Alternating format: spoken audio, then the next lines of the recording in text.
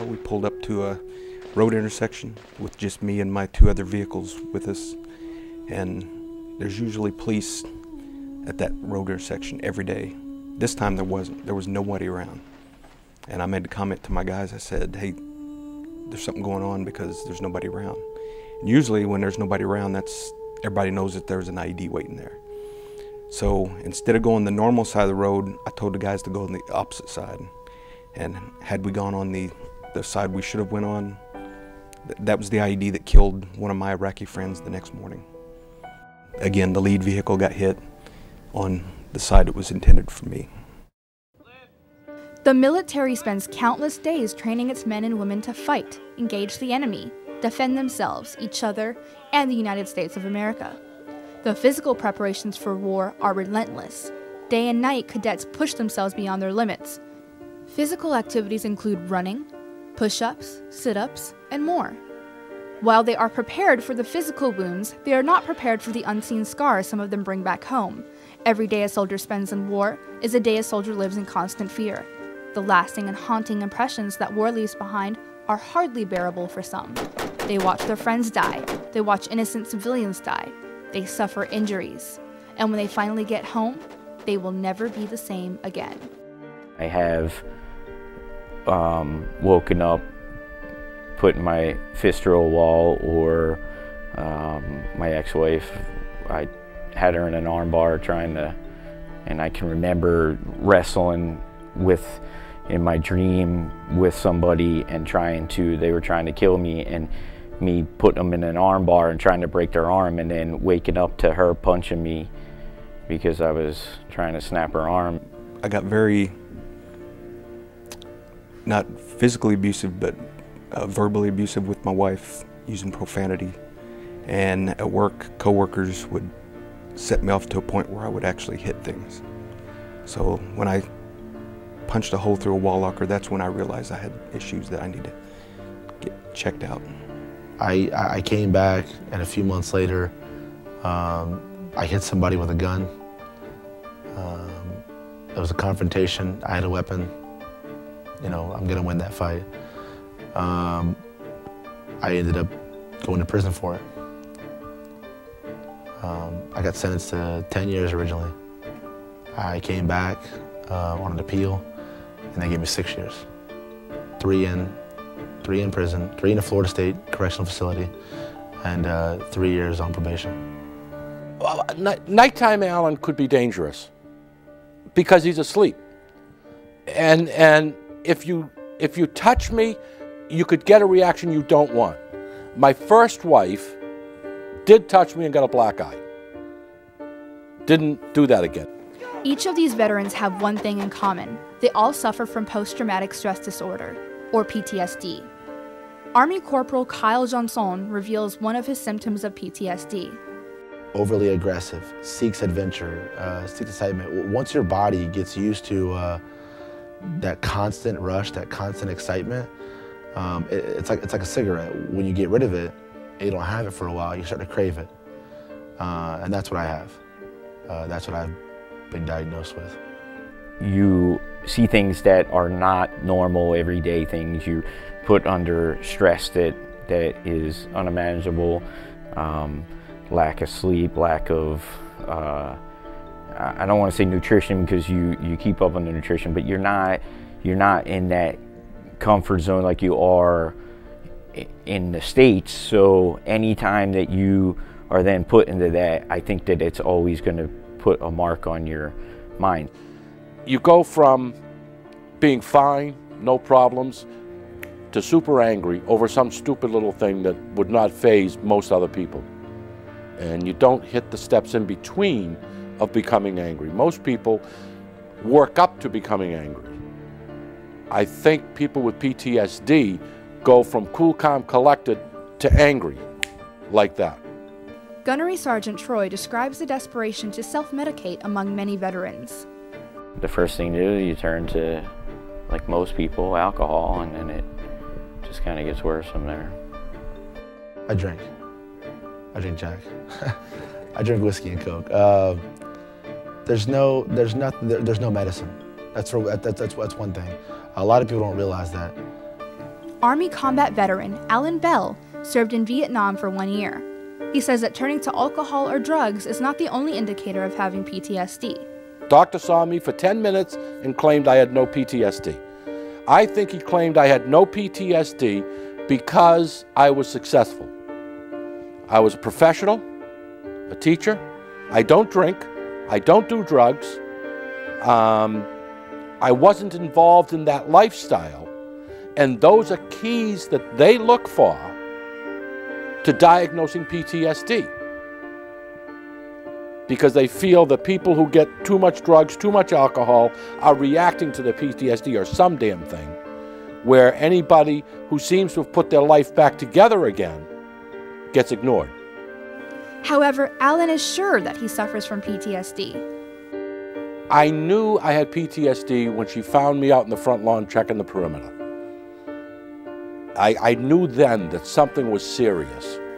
Dr. Rizalina Tan is a psychiatrist at Bay Pines Veterans Hospital in St. Petersburg. She witnesses the effects that PTSD has on her patients every day. Post-traumatic stress disorder is a disease under the realm of anxiety disorder. People are diagnosed with post-traumatic stress disorder after they experience a traumatic event or witness traumatic event. PTSD is characterized by 3 symptoms: hyperarousal, re-experiencing, and avoidance. Of course, they have to have traumatic events in their lives to cause all these 3. Dr. Tan says that people will react to PTSD in different ways. Hyperarousal is what we see when people are not sleeping. They seem to be always startled, they're jumpy, they're not comfortable being around other people. When you've been in that type of environment of excitement, and that strong structure, that brotherhood, you seek it again. You know, you want that. Avoidance would be the description we would give people who all of a sudden do not go out anymore. They lose friendships. In fact, some of them lose relationships, even with friends or family, and many divorces, many separations. They lose all of that. By the way, there's a lot of us with first, second, and even third wives. That seems to be an epidemic amongst us. Re-experiencing is what we see when people have nightmares at night. My mind comes out at night when I'm sleeping. I refuse to take any medicines or anything to help me sleep, so I average about 3-4 hours of sleep a night. But when I do sleep a lot, or when I'm really tired, I have very vivid nightmares, and I'll actually act out a lot of my nightmares in bed. Dr. Carol O'Brien, a clinical psychiatrist and chief of PTSD programs at Bay Pines Veterans Hospital, says that PTSD is very treatable. Psychotherapy, or treatments like cognitive processing therapy and prolonged exposure, are found to be more effective than any other kind of treatment for post-traumatic stress disorder. We know that treatment for PTSD is possible. However, is there any way someone can be psychologically prepared for the consequences of war? There's no way to be prepared mentally. You've seen car crashes, right? Okay. Can you prepare mentally for a car crash? No. I mean, you can see it and you can tell yourself and you can know that it's going to happen, but you can't prepare yourself because you have no idea what is going to happen.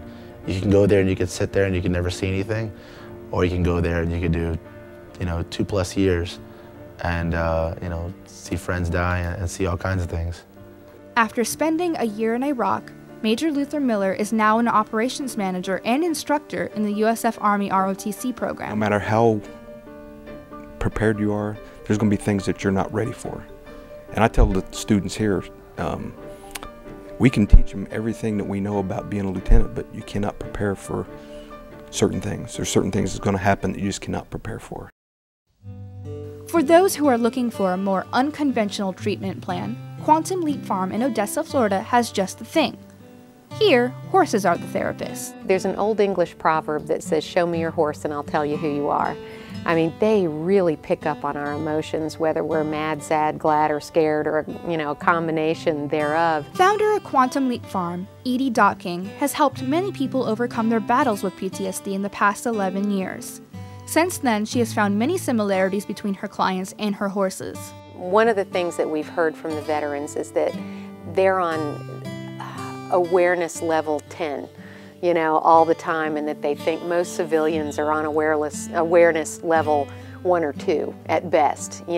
Horses are on awareness level 10 also, so they kind of relate to the horses in that way. They're hypervigilant. Retired Army veteran Lee Nelson suffered a spinal cord injury and also has PTSD. Since becoming a frequent rider, he has made long strides towards recovery. Sitting on a horse and riding strengthens my core stability. You have to use all your muscles to stay on the horse. So for the last quite a few months, I've been riding bareback. Quantum Leap Farm doesn't place its focus simply on the veterans with PTSD, but also with a family coping with the aftermath of the disorder. A program called Women of Warriors, or WOW, is dedicated to helping the military wives. Family members will sometimes develop secondary PTSD. Renee Ayers, a WOW member, defines what it means to have secondary PTSD. Secondary PTSD is just the trauma that you've experienced from what they experience, because whatever happens to them, because you're in their life, you experience everything secondary. I mean, whatever they feel and experience, you're not shut off to that. We're human beings too. And so, if they feel pain because you're connected to them and you love them, then you're going to feel that pain. Renee Ayers' husband is a retired U.S. Marine Corps veteran who was injured in Iraq and suffers from severe PTSD. Her husband's struggle with PTSD eventually caused her to go through a traumatic event of her own. In 2008, he tried to take my life.